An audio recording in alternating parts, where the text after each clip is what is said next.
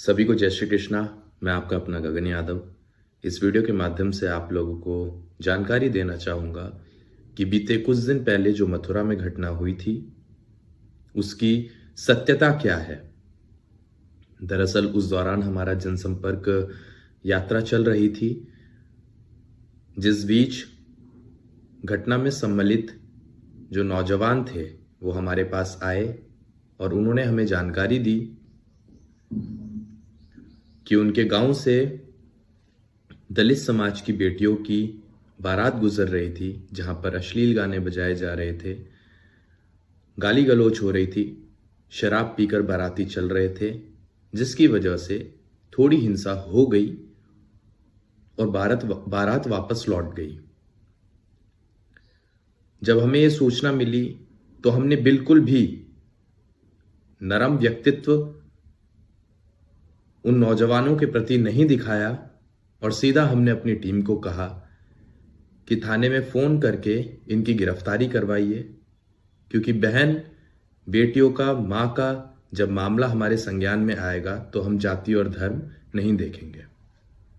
ये था हमारा मैच्योर डिसीजन जो हमने उस समय लिया और इसका हमने कहीं पर भी गुणगान नहीं करा, कहीं ढिंढोरे नहीं पीटे।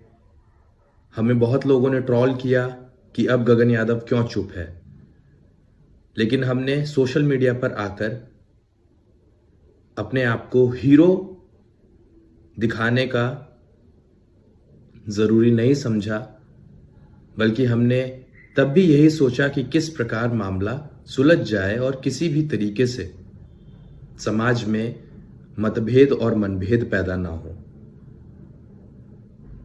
उसी घटना के बाद पंचायत हो चुकी थी, पंचायत में फैसला लिया गया था जिसकी हमें बराबर सूचना मिल रही थी। पंचायत में फैसला लिया गया कि उन बच्चियों की शादी समाज करवाएगा। हमने ये जिम्मेदारी ली और हम ये जिम्मेदारी अभी भी ले रहे हैं। लेकिन भाई चंद्रशेखर रावण वहां पर पहुंचते हैं, अपना इन्वॉल्वमेंट वहां पर दिखाते हैं, जिसके बाद युवाओं में जोश आता है और भीम आर्मी के युवा हमारे समाज की बरसों से चलती आ रही मांग अहीर रेजिमेंट, जिसका बोर्ड उस गांव के बाहर लगा हुआ था, उस बोर्ड को तोड़ देते हैं। हमने कल ट्वीट किया और कहा कि अहीर रेजिमेंट की मांग हमारे मान सम्मान स्वाभिमान की मांग है और अहीर रेजिमेंट के बोर्ड को उखाड़कर फेंक देना कहीं ना कहीं हमको आहत पहुंचा रहा है। इसके बाद मैंने आज भी एक ट्वीट किया जिसमें मैंने यह कहा कि भाई चंद्रशेखर रावण होली के बाद अहीर रेजिमेंट का बोर्ड जो उनके कार्यकर्ताओं, उनके समाज, उनके साथियों द्वारा तोड़ा गया था, उखाड़ा गया था, उसे स्वयं आकर लगाएं और हम सम्मान के साथ अपनी दलित बहनों का विवाह कराने का जो रिस्पॉन्सिबिलिटी है, जिम्मेदारी है, वो लेते हैं। अब इन सब के बीच एक सामाजिक लड़ाई है जो मैं दोनों समाज के लोगों से कहना चाहूंगा। अगर चंद्रशेखर जी को ऐसा लगता हो या उनकी भीम आर्मी को ऐसा लगता हो कि हमारा नेता बड़ा है, लोकसभा में पहुंच चुका है,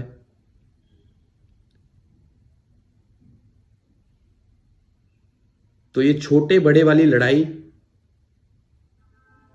कुछ समय की रहती है, वर्चस्व बदलता रहता है। अगर हमारे नेता ने हमें मौका दिया होता तो 2024 में हम भी किसी न किसी लोकसभा से सांसद बन चुके होते, लेकिन ये बातें हम यहां नहीं बोलेंगे, क्योंकि बात यहां पर सामाजिक है, राजनीतिक नहीं है। तो इस घटना को आप अगर राजनीति का रूप देना चाहते हैं और आपको ऐसा लगता है कि आप सांसद हैं तो आपके फैसले को ही स्वीकारा जाएगा, तो ये आपकी सबसे बड़ी भूल होगी। आपका सम्मान है, आपके समाज का सम्मान है और हमेशा रहेगा। हमें इस लड़ाई में इस बात का भी ख्याल रखना है कि मां बहन बेटियों का कोई धर्म नहीं होता, उनकी कोई जाति नहीं होती। वो तो उस रंग की तरह हैं, जिस पानी में जिस तरीके से आप घोल देंगे वो वैसा ही रूप ले लेंगी। लेकिन राजनीति अगर आपको करनी है तो आप हमें बताइए, हम भी उस तरीके से अपना माइंड मेकअप करेंगे।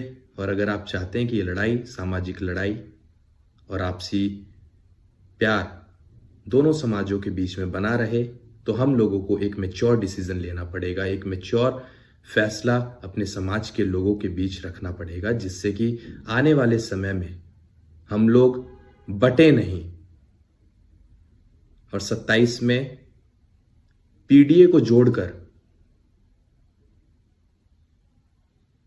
ऐसी सरकार बनाए जो हमारे नौजवानों को, महिलाओं को सम्मान देने का काम करे। लड़ाई बहुत बड़ी है।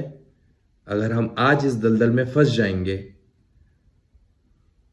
तो इसका लाभ कोई और लेकर चले जाएगा और आप सिर्फ तालियां ही पीटते रह जाएंगे।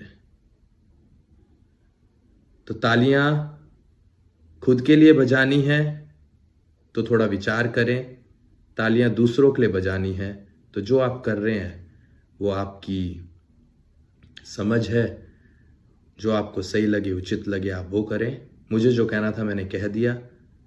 होली के बाद अगर भाई चंद्रशेखर रावण अही रेजिमेंट के बोर्ड का अनावरण करने स्वयं मथुरा पहुंचते हैं तो हम भी उन बहनों की शादी जोर शोर से कराने के लिए तैयार हैं। और इस लड़ाई में एक प्यार, प्रेम हम लोग अन्य समाजों को भी, इस देश को भी मथुरा की भूमि से देने का काम करेंगे। Thank you so much. जय श्री कृष्णा।